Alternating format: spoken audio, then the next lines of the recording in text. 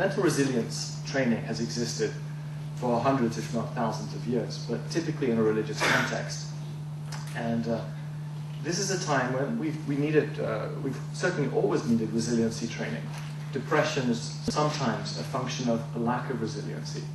And in 2020, the World Health Organization believes that depression will be the second most debilitating disorder based on premature death and loss of productivity. However, we're still very much in our infancy in how to treat these ills. And in case we think Singapore is somewhat immune, it was only a few years ago that it was described as a suicide capital based on its rate of 1 suicide per day for our relatively small population.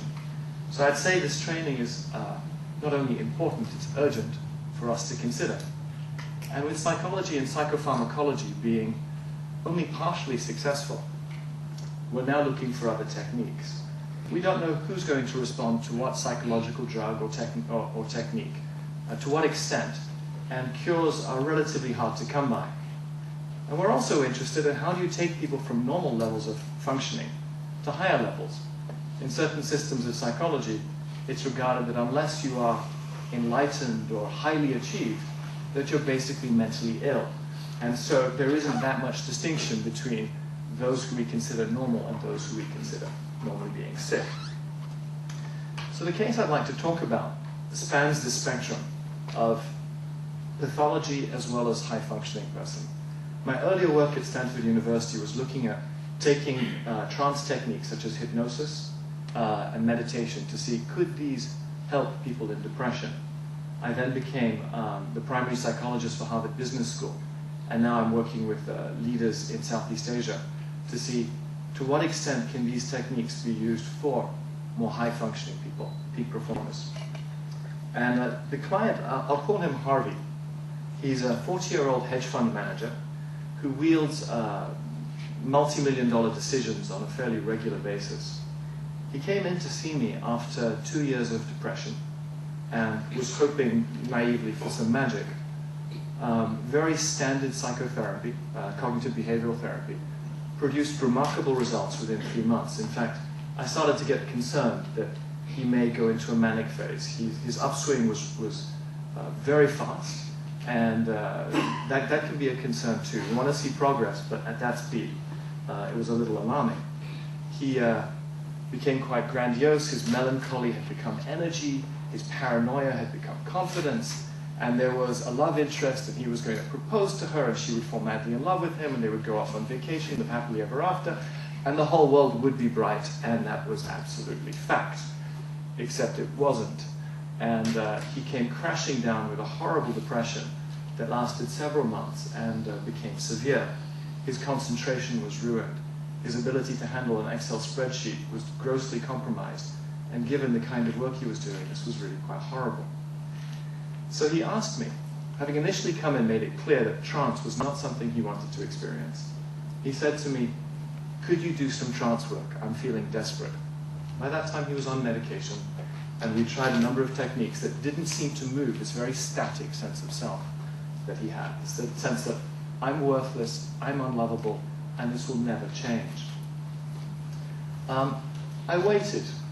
I don't like using trance unless I feel confident that there aren't going to be negative side effects. And one way of being more confident is if there's genuine enthusiasm for it. If there's a sense of reluctance of, oh, I should try that, I should try everything, then my view is other techniques are more amenable.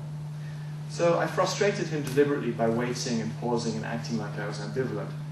By about the 4th week, he was really very confident that we had to try this, and I felt that it was an appropriate means to try. Over the next 2 months, I taught him 3 techniques. One was basic breath awareness, a very simple meditation. Another was a hypnotic induction used to bring, for stress reduction, just calming of the mind. And the third was a little more elaborate. I had him visualize an idealized sense of himself. And for him, that was somebody who was confident, who was strong, who was charismatic, likable, kind. And when I asked him, eyes closed, in a mild trance, to visualize that person, it was like a swashbuckling Indiana Jones who was really hip and good-looking and powerful and didn't have to care what other people thought, but was charismatic and could galvanize a group. Well, the visualization seemed to have a very quick effect. He became much more confident, and within about a month and a half, he said to me, honestly, I don't see much difference between myself now and the idealized Harvey, which was a bit of a concern. There was a reality testing issue here. He was pulling women in a way that he hadn't for many years. His work was going very well. His concentration had become very clear. He was doing the work that his mind was trained for. He was making plans within plans within plans, very intricate, multi-million-dollar plans, and personally beneficial. He had been, and is, quite a philanthropist. But as his depression was leaving, the melancholia was now becoming vengeance. As opposed to thinking, I am intrinsically bad and I will never change, he started pointing the finger and going, that person is responsible for why I suffered. I'm going to get them.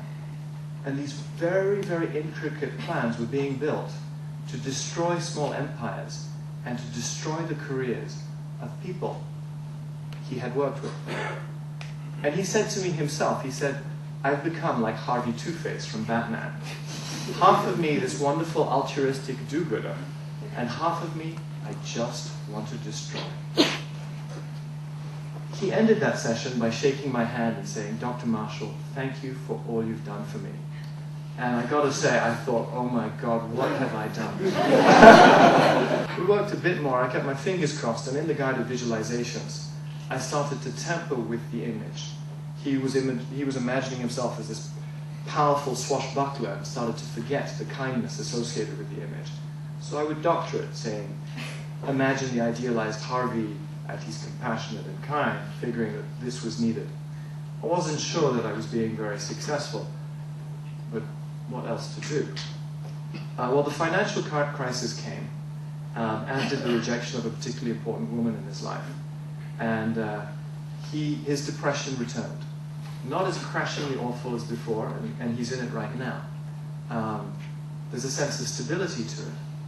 And in our most recent session, he spontaneously brought up the meditations and said, they are the thing which made the difference for me. And I know him quite well, so I played devil's advocate. I said, what do you mean? You came in depressed. You're depressed now. What's the difference? And he said, the difference is, I know this depression will end. I'm not as bad as I was before.